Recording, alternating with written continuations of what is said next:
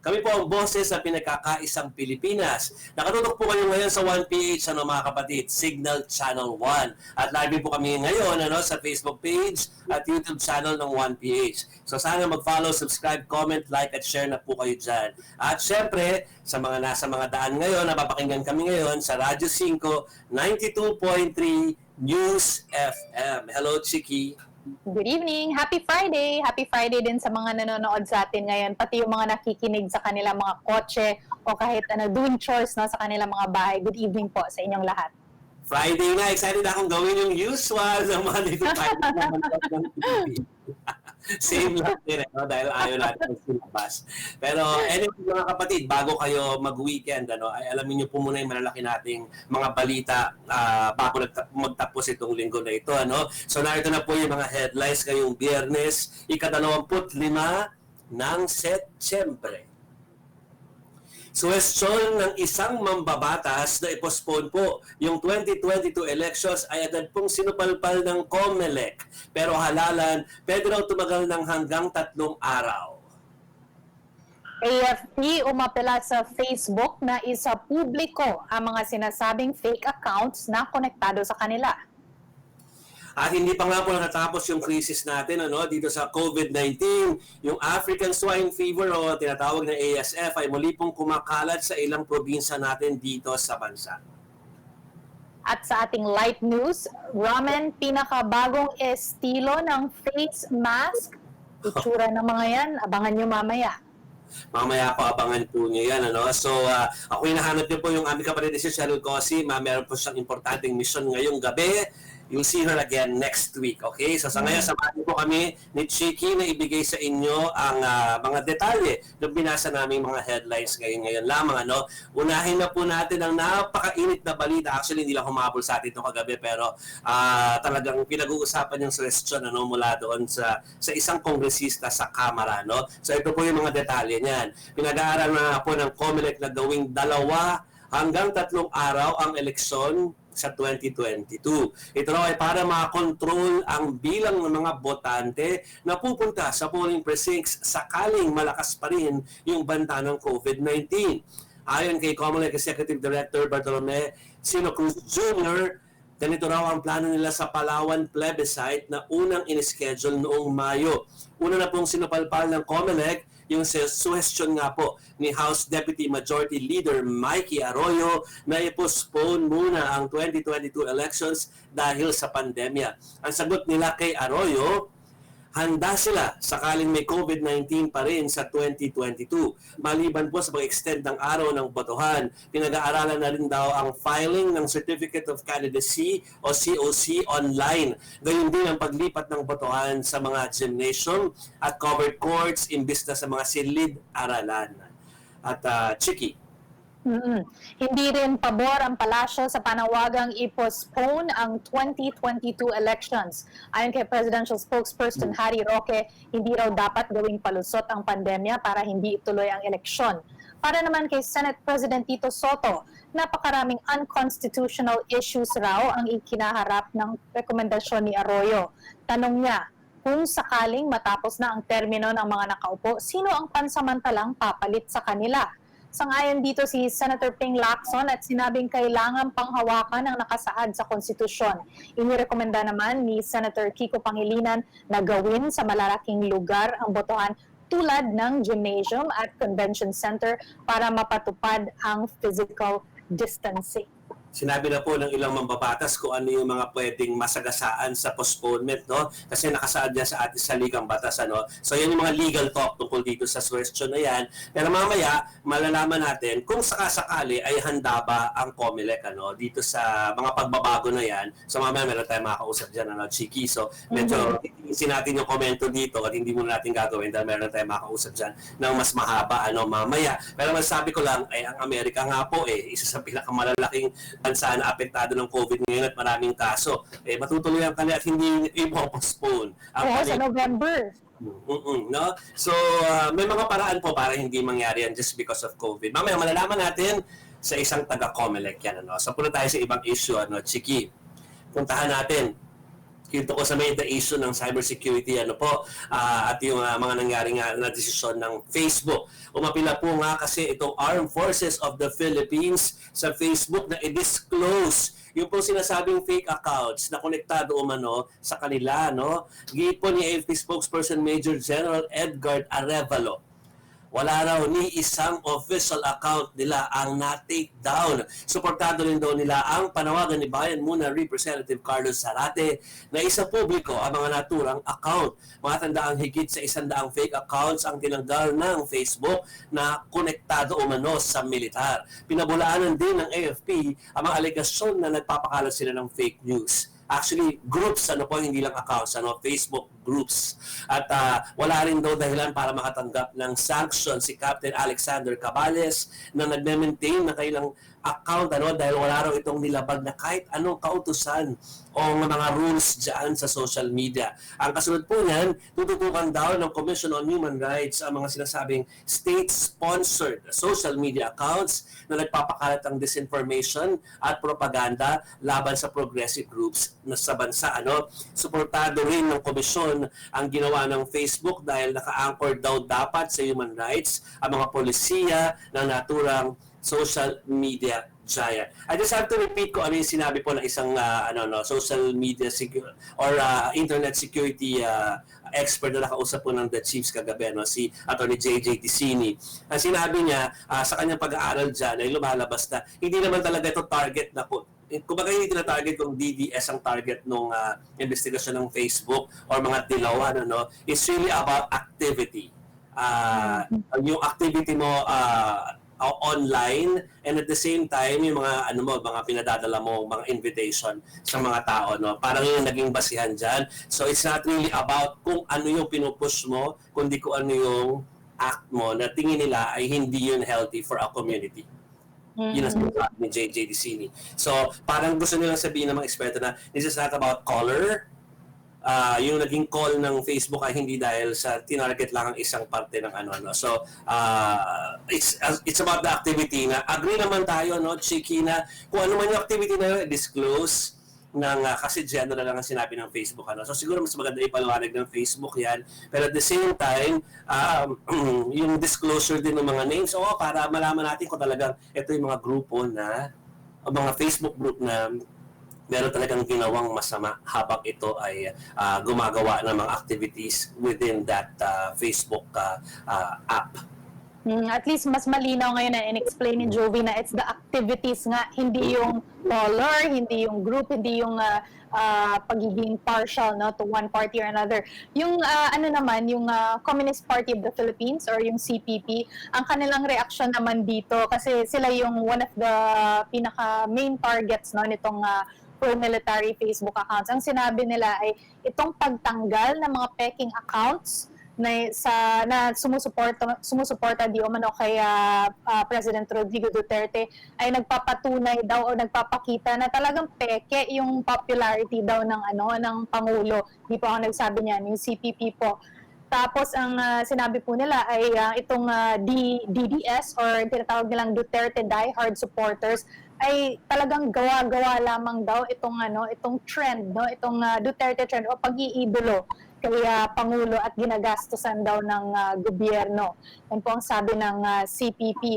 Although I also know na itong si General Gapay, which is he's chief of staff, ang gusto nila ay talagang i-restore itong HOOC or Hands Off Our Children page. Ito talaga yung minention nila, single out nila na please restore it kasi legitimate naman daw itong advocacy na ito. Ngayon hindi nila sinabi kung ano yung ibang mga Facebook groups, pero ang sinabi nila ay yung ibang Facebook groups daw ay parehas din naman daw yung advocacy. It's all about protecting children, yung prevent yung child exploitation, yung trafficking ng mga children, ng mga menor de edad, at yung paglaban sa terorismo. Ito daw yung mga, sabi nila, legitimate yung mga advocacies nitong mga Facebook groups na ito.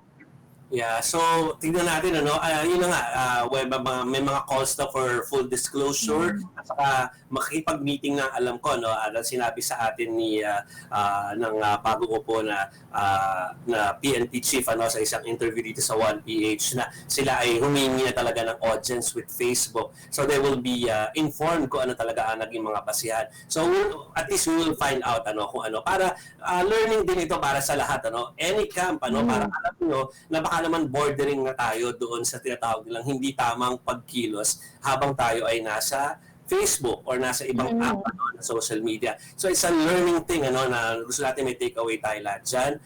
So sa ngayon yan po ang mga pahayag ng iba't ibang mga official na concerned because of this issue. O, punta na tayo sa iba, Chiqui. Ibang balita mga kapatid, binisita ng mga opisyal ng National Task Force Against COVID-19 ang 500-bed mega quarantine facility dito po sa Taguig.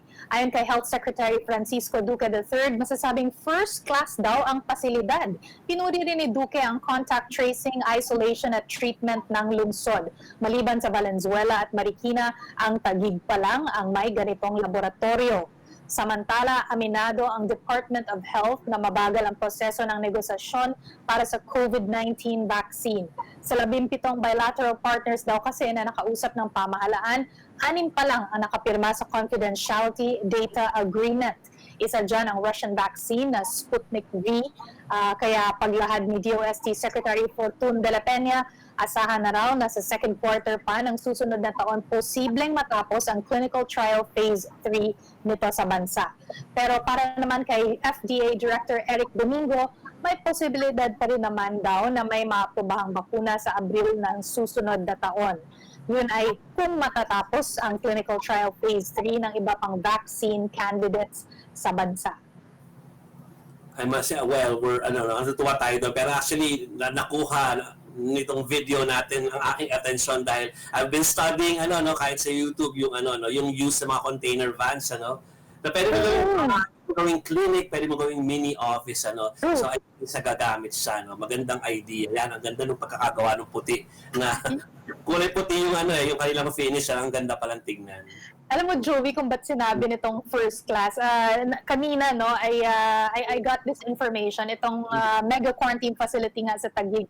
Bawat unit daw ay may bed, merong AC of course, air conditioning unit, merong bath, merong toilet, living room, may living room pa. At hindi nagtatapos dyan, may robo-nurses. As in robot na mga nurses na ginawa nitong mga estudyante ng Taguig Robotics Team.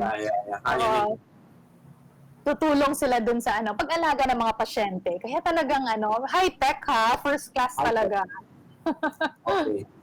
Since nasa COVID na yung related yung topic na binigay ni Chiqui, tuloy na natin ibigay naman ng update sa bilang ng kaso ng karamdaman na ito dito sa ating bansa. Pumalo na nga po sa 299,361 ang kabuuang bilang ng kaso matapos maitala ang 2,630 new cases sa nagdaang araw. Higit 1,000 po dyan ang inaitala dito sa Metro Manila. Nadagdagan naman ng 494 yung bilang ng recoveries habang 69 naman sa bilang ng mga nasawi sa sakit. Ang active cases, 61,766 na po. Active cases po yan. Pero hindi pa natatapos yung COVID-19 pandemic. Panibagong kaso po ng African Swine Fever naman, yung sumulpot na problema sa 6 na probinsya dito sa ating bansa. Naitala po yan sa Albay, Laguna, Quirino, Quezon, Batangas at Cavite. At dahil nga po dyan, isa sa ilalim daw sa quarantine ang mga naturang lugar at isasagawa ang culling sa mga apektadong baboy. Siniguro naman ng Department of Agriculture na may ayudang matatanggap yung mga kailangan pong bawian ng kanilang mga alagang baboy para po sila i-cull So meron po silang matatanggap na ayuda o tulong mula sa gobyerno. Ang sinabi nila, Jovi, ay 31 provinces daw ang apektado dito. Ang ibig sabihin po niya na hindi naman po yung buong probinsya, kalat-kalat daw po yun. Hindi po lahat ng barangay o bayan ay meron pong African Swine Fever. And marami ding na medyo nababahala dahil baka makulangan tayo ng supply sa pork, sa baboy, no. Malapit na ang Pasko. Exactly. Pero yung sinasabi din naman ay ang Visayas at Mindanao ay pwede namang tumulong na sa shortage kung sakaling magkakaroon tayo ng shortage dito sa Metro Manila. And besides, there's also chicken meat na talagang marami daw talaga tayong chicken meat kahit daw pagdating ng Pasko, kahit sa Christmas season ay marami daw chicken meat po. Kaya wag mag-alala dun sa sa protein requirement ninyo. Yes. At ito mga kapatid, balitang nakaka-good vibes naman tayo. Ginagamit ng isang artist sa Albay ang kanyang talento para nakatulong sa mga estudyante ngayong pandemya. Inilunsad ni Sheila Brobio ang proyektong Paper Portrait in Exchange for Bond Paper, kung saan nag-uukit siya ng papel para makagawa ng disenyo. Sa halip na pera ang ibayad sa kanya, humihingi si Sheila ng 4 na reams ng bond paper para ma-donate sa mga paaralan na nangangailangan ng papel para sa kanilang modules. Saludo kami sa'yo, Sheila. Ang ganda. Actually, I like, although may mga art pieces ako din sa likod na na intricate masyado, or sabihin halos sa buong paper ay okupado or canvas, yan, sa tabi ko. Gusto ko yung ganyan yung mga yung portions of the canvas lang yung meron as a state. Makakatuwa yan for me rin, So, okay po yan. Lalo sa mga bahay, magandang dekorasyon yan. Sheila, nasaan ka? Tingnan ko baka may anak ko sa'yo. I-tweet mo si Jove, Sheila. At mga kapatid, meron pa tayong, ito na, di ba sinabi natin kahapon na simula today, magka-countdown na. Meron pa tayong 91 days po bago magpasko. Pero sa Payata sa Quezon City, mukhang ramdam na nila ito. Gumawa kasi ng higanteng Christmas tree ang mga residente doon. At ang Christmas tree na ito, gawa sa recycled bottles mula sa isang junk shop. Ayan. Not bad. At least hindi na lang tinapon na lang. At least ginamit. Kumbaga na-repurpose yung mga plastic bottles. I wonder kung kinulayan pa nila yung mga bote na yan or talagang kung hanggang ngayon gano'n, pero yung giant Christmas tree sa Araneta Coliseum o Araneta Center, may mga straw yun mga used straw. Hindi ko alam ganun pa rin. Well, at least the early tradition, years nila, ay ganun sila. Ewan ko lang ngayon kung straw pa din yung gamit nila. Anyway, mabuti yan, recycled. Hindi pa po tapos yung ating balitang nakaka-good vibes. Hindi makakaila ng mga kapatid nating nakasalamin kung gaano kahaso mag-face mask. Hindi kasi minsan maiwasang maging foggy ang kanilang salamin kapag nagsusuot na sila nito. Kaya naman ang Japanese designer na si Takahiro Shibata nakaisip ng kwelang paraan sa problemang ito. Gumawa siya ng 3D ramen face mask para gawing creative ang kanilang problema. Pero okay lang naman daw kasi napapasaya raw niya kahit papano ang mga nakakakita nito. Ikaw kapatid, gusto mo ba ng ramen face mask? Kakaiba. Mukha siyang 3D talaga, totoo. Parang yung buong mukha mo ay nilagay mo dun sa ramen bowl.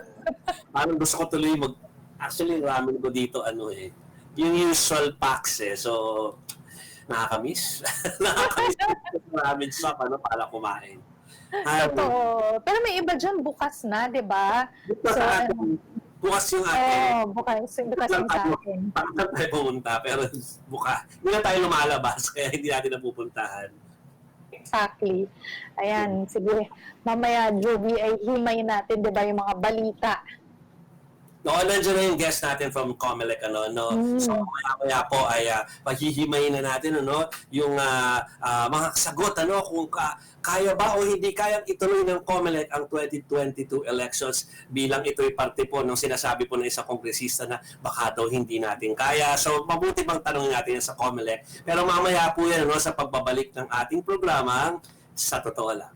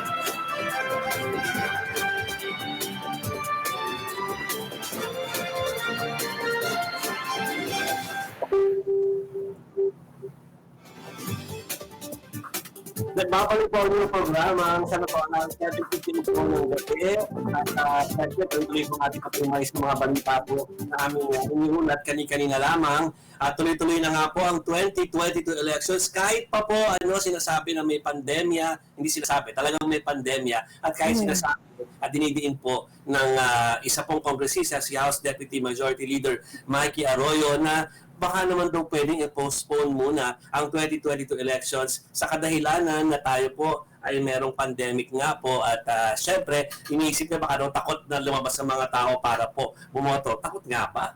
Pero anyway, para po malaman natin dahil sinagot na rin po ng mga mambabatas yan, ng ilan pa mambabatas sa kanang Malacanang na kasi maraming problema pag nag-postpone sa mga legal implication po Pero syempre, ang dapat natin kausapin ngayon ay mga taga-Comelec para malaman natin kung bakit bakit may concern na ganito kung handa naman sila for the 2022 elections.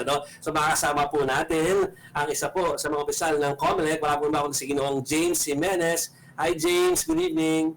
May konting delay lang daw. So antayin natin na pumasok siya. Ayan. Hi James.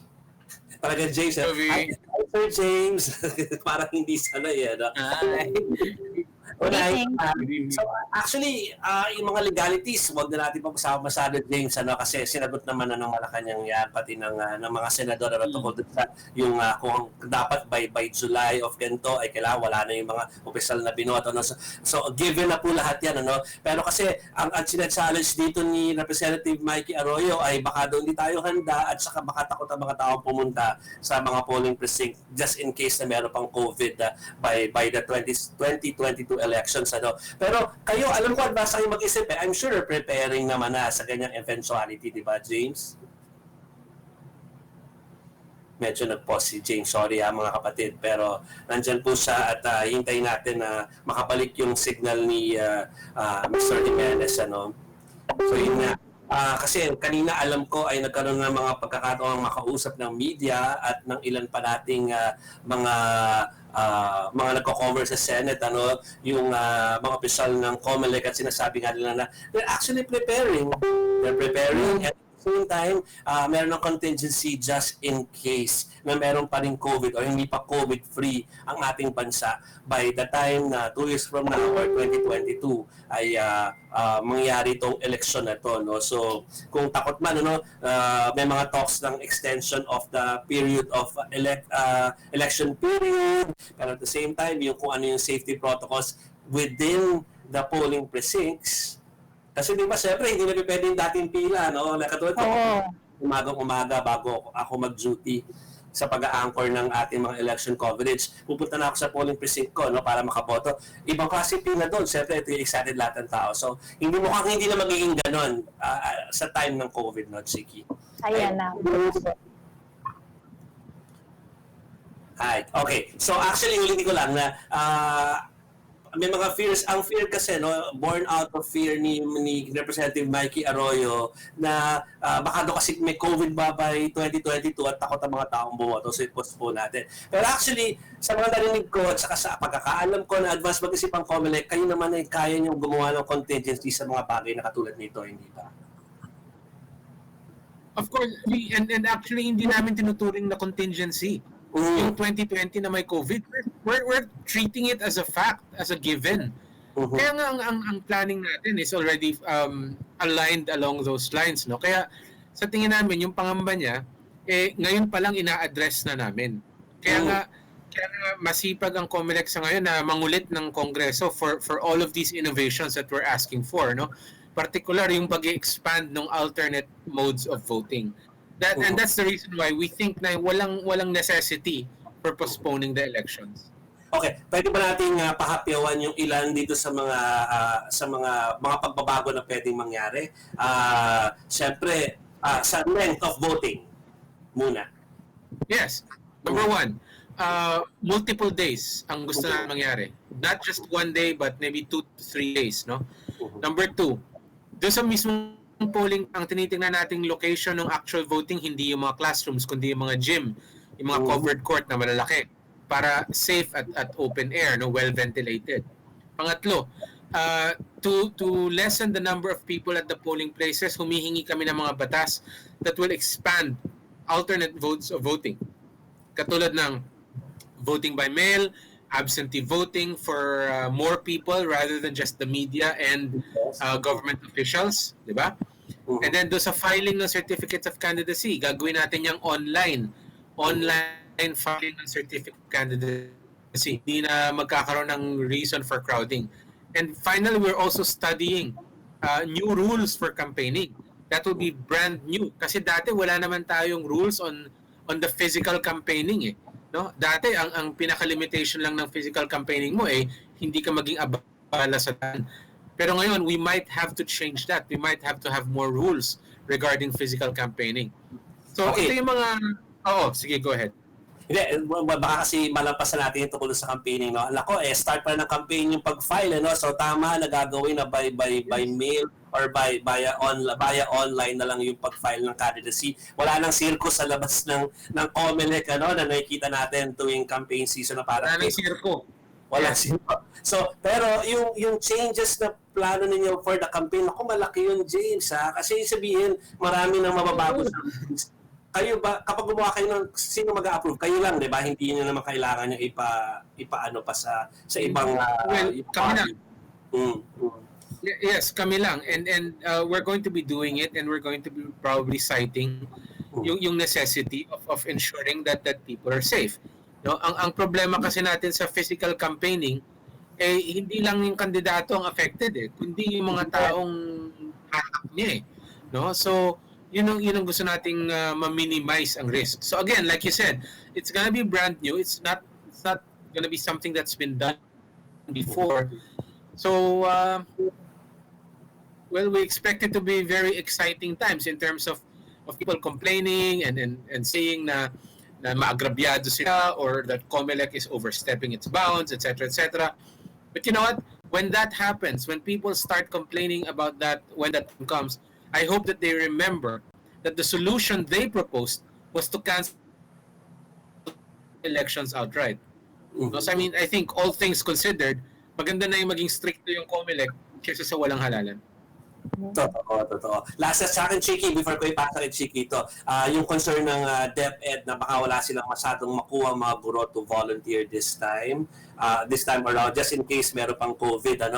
Siguro naman meron din kayo naisip na paraan dyan para mapunuan itong mga magbabantay ng boto natin.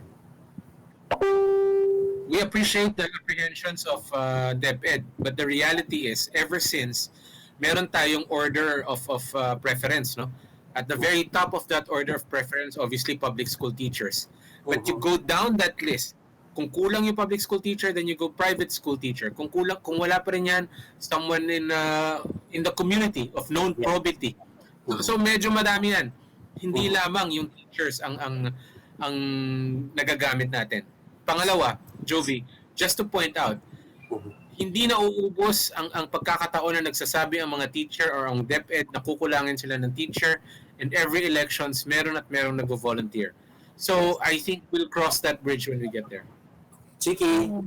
Yes, sir, sinasabi nila ay kailangan pa daw amyendahan ang konstitusyon bago natin ma-postpone ang national elections and to extend yung mga termino ng mga opisyal. Pero just so that everybody is informed po, may mga exemptions ba kung saan pwede suspendihin ang elections? Nagagawa lang yan kapag yung elections ay hindi in-schedule ng Constitution. Example, barangay elections. Barangay elections are a creation of law, a legislative act. So obviously, pwedeng palit-palitan ng Kongreso yan kasi act lang nila yan But the Constitution is an act of the Filipino people. It's ratified by the Filipino people. So that's not something you mess around with, no? So are there exceptions to the rule that can't be postponed? Well, the rule only applies to the national and local elections, to be honest. No, kasi yan lang naman ang nasa Constitution natin All other elections, again, like I said, the barangay, the SK elections, plebiscites, these are all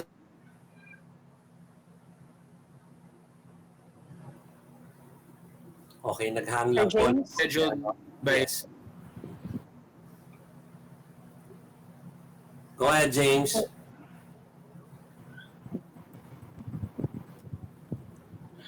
Yes. Ayan. Diba? Yeah. Sir James, can you hear us well? I can hear you. Okay. Jovi, meron ka pa ba tungkol sa elections? Hindi, actually, I'm sure siguro mas mahihimay natin yung mga bagong rules ng Comelec pag nagawa na nila yan, just in case magkaroon ng changes pati sa campaign, hindi na campaign, pati yung online voting natin, just in case na dumating tayo dyan sa punto na yan, o yung pag-mail natin ng boto natin. Na ginagawa naman sa Amerika, James? At, Exactly. And tayo din, ginagawa din natin yan, but only for overseas voting. Ibig sabihin, hindi yan entirely new to us. We've been doing it before. So yan po, I mean, yun lang, binibigay namin sa inyo, nilalatag namin sa mga kapatid, yung pong mga pwedeng gawin ng Comelec just in case, dahil para hindi na kayo mangamba na baka mamaya, baka nga umayon kayo doon sa postponement na yan. Lalo to, parang walang nakitang dahilan ng mga mababatas na iba, para po yan ay mangyari. Lalo na, sabi nga, may distinction na binigay si James kanina tungkol sa yung mga posisyon na pwede pong mapostpone dahil ito ay ginawa lamang by way of legislation. Pero meron po na nakadikta po sa ating saligang batas na dapat talaga vacated ang position by this time of a given year. So, yan po, para maging malinaw po yan. Mag-other issues na kasi kami pagkatapos yan, unless meron pa sa Pero let's just make it clear, Sir James, there is enough time, sapat po ang panahon sa preparasyon from now until May 2022. I think that's what everybody wants to hear. Yes, absolutely. Kaya ginagawa na namin ngayon. Opo. Okay. Ito pinatatanong ng desk namin to, James. Kaya mamasahin ko na lang to ng buong buo, dahil binatikos ko ng ilang lawyer yung pagkakaproklama kay Ducel Cardema, yung asawa po ni Ronald Cardema bilang nominee ng Duterte Youth Party List. Ang sabi po ng ilang mga kritiko dito ay most unconstitutional act done by Comelec in its 80-year history. Well, kukunin lang namin reaction niya because they're waiting for it, James. Right. Hindi pa na-promulgate yung decision ng Comelec. No? So, personally, I would wait for that to happen. I would wait for the promulgation to happen. And let's see what's in the promulgation. Ang problema kasi,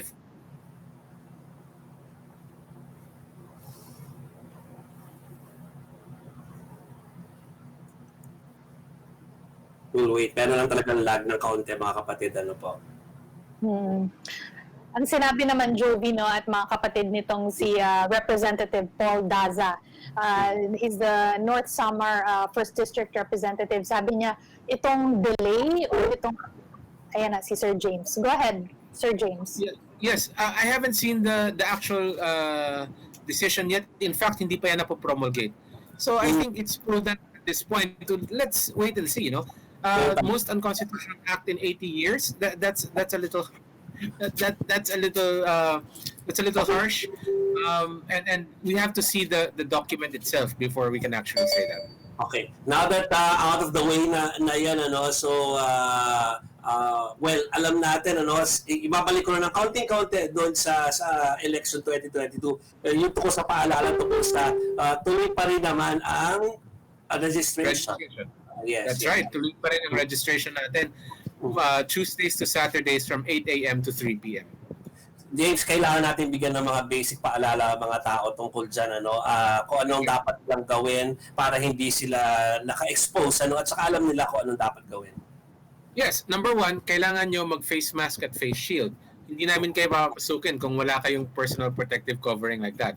Pangalawa, we encourage you to download the forms. Siguro mga 90% of the time you spend in the registration center spent waiting for your form to be cleared. Mas muna yan sa bahay para pagdating mo sa Comelec, biometrics na lang ang problemahin mo, and that'll take you all of 5 minutes, So the shorter the time that you spend sa loob ng registration center, the less chances you have of being infected. And finally, if you can, make an appointment. If you can, make an appointment. Medyo marami ang gusto magparehistro, so ayaw natin nagsisiksikan sila sa mga registration centers. Okay. James, thank you. Alam ko na kailangan kitang pakawala kasi guest ka namin sa kabilang show na ako nagpo-produce. Yes, actually. Thank you very much for joining STL at see you soon. At saka syempre, kapag meron ng mga rules, aalamin namin ulit sa'yo. Thank you, ha. I'll be back. Thank you, thank you. Ayan, wala naman palang ikaka-worry, Jovi, yung sinasabi nga ni ni Representative Arroyo, 'di ba? Kasi yung sinasabi niya ay marami daw siyang naririnig sa kanyang distrito, mga negosyante, mga matatanda. Sabi nila kasi Oo. Strict, okay. Siguro hindi na kami boboto dahil takot kaming bumoto. Pero ayan, nakalatag na naman pala yung plans ng Comelec. And you've heard it, guys. Sabi niya, enough, sapat yung oras para mag-prepare for the before our next guest na interesting din sa MECQ ang takeaway ko doon ay meron na talaga silang ginagawa even before pangalawa yung mga in-enumerate ni James it's like part kung naalala ko lang sa coverage ko ng Comelec, it's all part and parcel of modernizing our voting system. Kumbaga, modernize natin less yung less yung contact with each other. Mukhang kumbaga yun na yung backup which is really the way to go. Parang gano'n lumalabas. So we're excited to know kung ano yung mga pagbabago na yun. Sipin mo wala nang circus sa labas na ng Comelec kapag nag-file ang mga tao ng kanilang na certificate of candidacy. So nakakamiss yun coverage-wise pero kung yun naman ay papunta sa safety at saka sa modernization, why not? Meron kasing intriga about this din itong postponement, 'di ba, ng election. Sinasabi nila actually si Senator Franklin Drilon, siya ang talagang naglabas ng statement na naku, baka prelude ito sa kanilang objective talaga na pahabain yung mga termino ng mga miyembro ng Kongreso, pati yung mga elected officials. Pero sabi niya, hindi naman ito feasible. Hindi talaga pwede ito. So yung mga natakot kasi akala nila amoy no-el or no election scenario, which is like, alam mo yung no-el at saka yung postponement, lagi kasing cycle yan sa ating political landscape na tuwing mag-election lagi yan na nauungkat.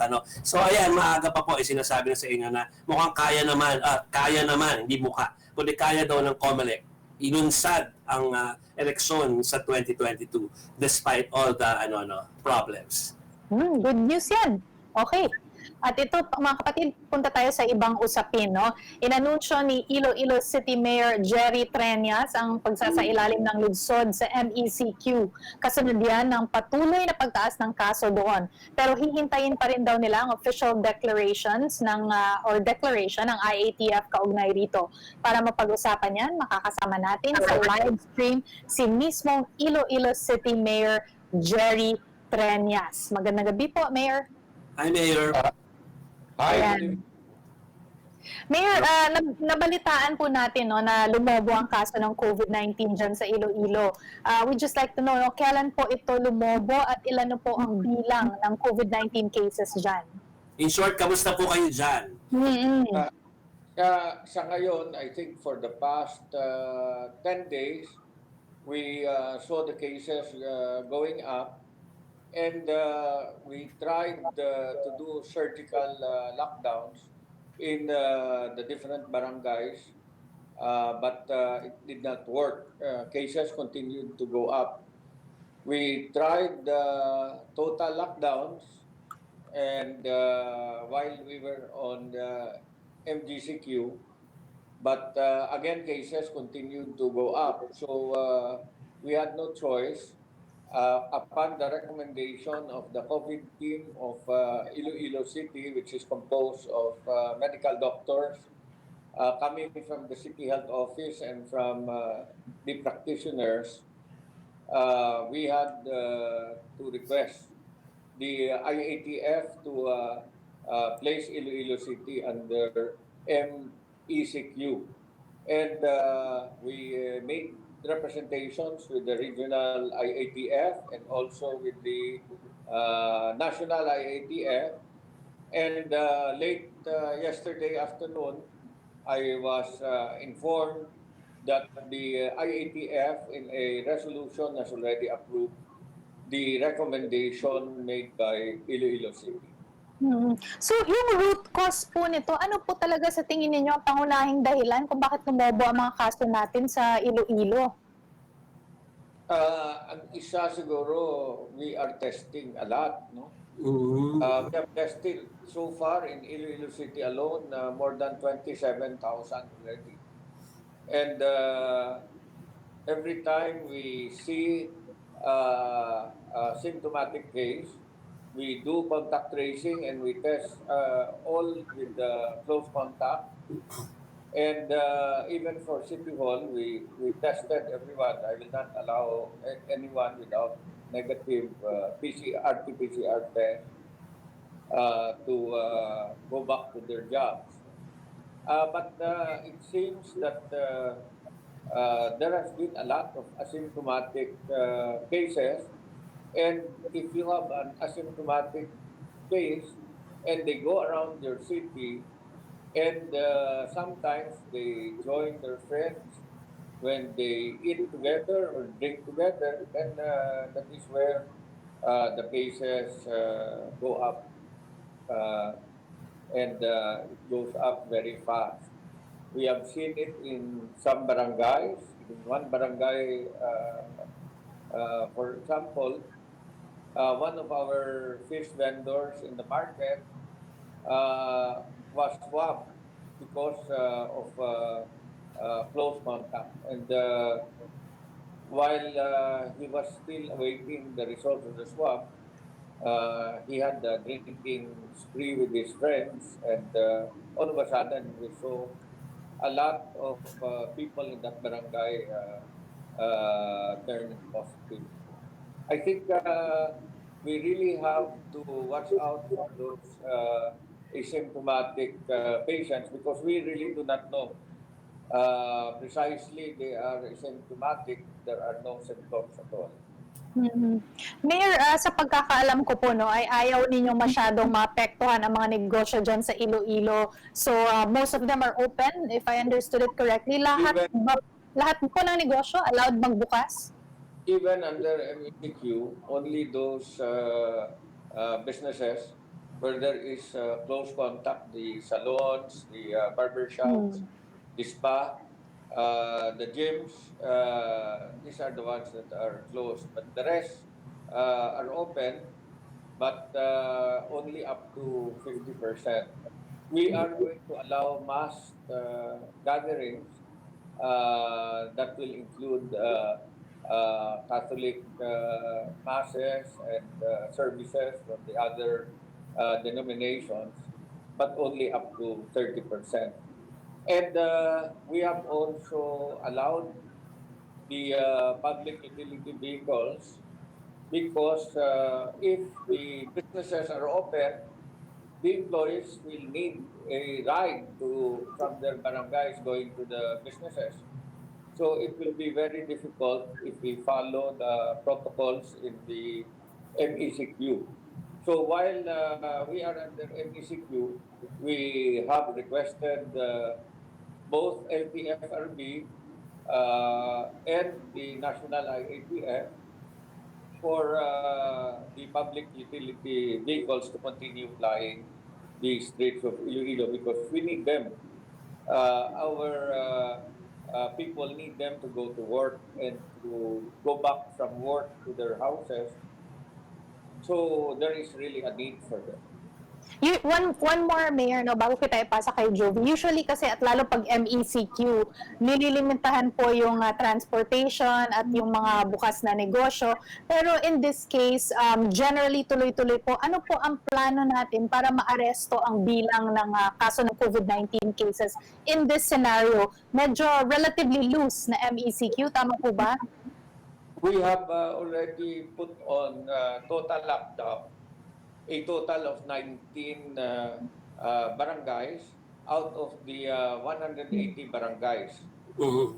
We continue to give food assistance to all these barangays to make sure that they will not have to get out of their barangays. We also have what we call the Uswa Community Kitchens. From March up to early June, we had 240 community kitchens all over the city, which were cooking dishes for the barangays, so that people who were under lockdown would not have to go out and look for food. We had dishes cooked for them in 240 community kitchens all over the barangays, all over the city.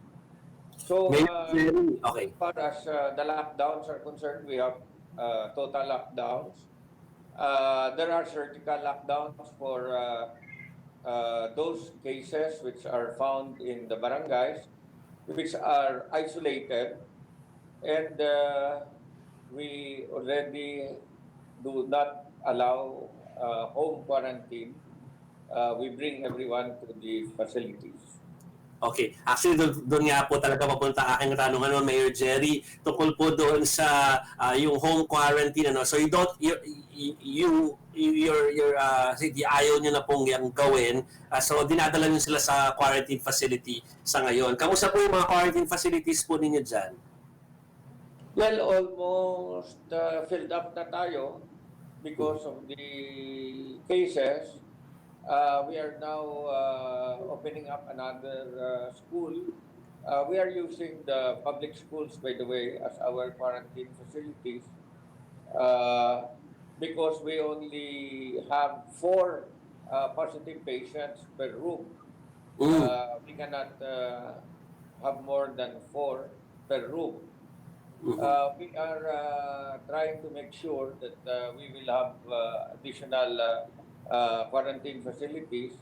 We are also having a step-down facility, which is a hospital which closed, which we requested to use from the owner.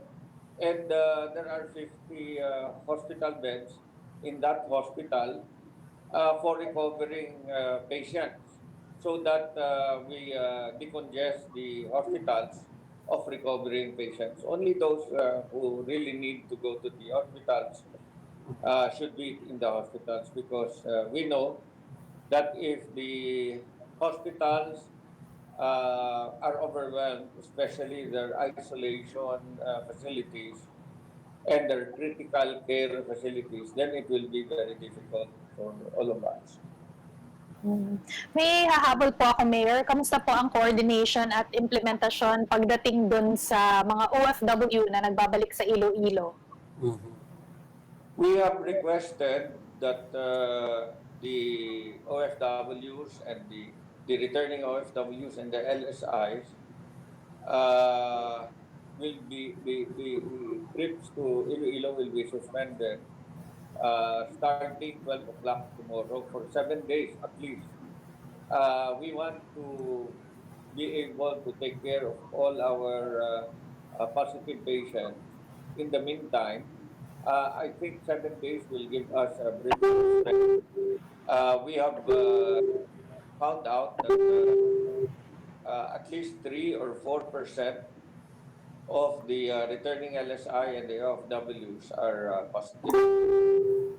Okay, madamo. Gid na salamat, Mayor, ha, sa imong oras. Maraming salamat, Iloilo City Mayor Jerry Treñas. Thank you, Mayor. Salamat. Ayan, napangiti tuloy si Mayor. Ito nga na within your Q&A, merong mga salasalabat na dialogue. Pero anyway, kaya nagulat siya sa doon mo binuhos. May time bumasa, Chiqui. Yes. Monitor Eto na. Sofia Platil, magandang gabi sa iyo. Salamat sa panonood namin dito sa totoo lang. Joshua Buendia, good evening din. Mukhang nag-freeze ata. Pero Reggie Gonzalez, parating nanonood po ito. Ayan, may picture pa nga natin na minessage sa akin. Salamat. Maraming salamat. Maraming salamat sa inyo, So have a safe weekend, mga kapatid, At may uulan daw sabi sa weather, So maging safe lang po kayo sa paglabas nyo. At laging safe na lahat ng gear kailangan nasuot po ninyo, Nako si Chiqui nilalabas yan, pero nandiyan siya, nag-iingat sa bahay. Yes. Okay, so sa lunes ulit dahil marami pa tayong mga balita na dapat malaman, dahil tuloy-tuloy lamang po yan. Hanggang sa muli, ako po si Jove Francisco. Ako naman po si Chiqui Vergel. Ilan na lang. 91 days na lang. 91 days before Christmas. Yes. Nag-countdown po kami, hindi para po gawing katatawanan nito, kundi kasi ito yung hope. No? I mean, at least it will give us a parang sense of magaan naman kahit na meron po tayong dinadanas na hindi magandang pandemic. Okay? So yes, Chiqui. Kailan ka maglalagay ng Christmas decors? Feeling ko pag nagsimula ka na makikita ko dyan sa likod mo. At talagang pagmamayabang mo yan. Proud na proud ka niya. Actually, nung dumating si Jose Marichan sa atin, nilabas ko na yung ilan eh. So, papangatawan ko ang ilagay ito. No? So, about sa ating countdown sa ngayon. Lalo na, at kahit mag-uundas tayo, ay hindi naman tayo makakapunta sa mga sementeryo. Pinapaalala lang natin yan sa ating mga kababayan. Dr. Erica Pulong, hello. Thanks for okay, huwag na magpapalin lang. Dito po tayo sa totoo lang, kami ang boses ng pinagkakaisang Pilipinas. 1PH.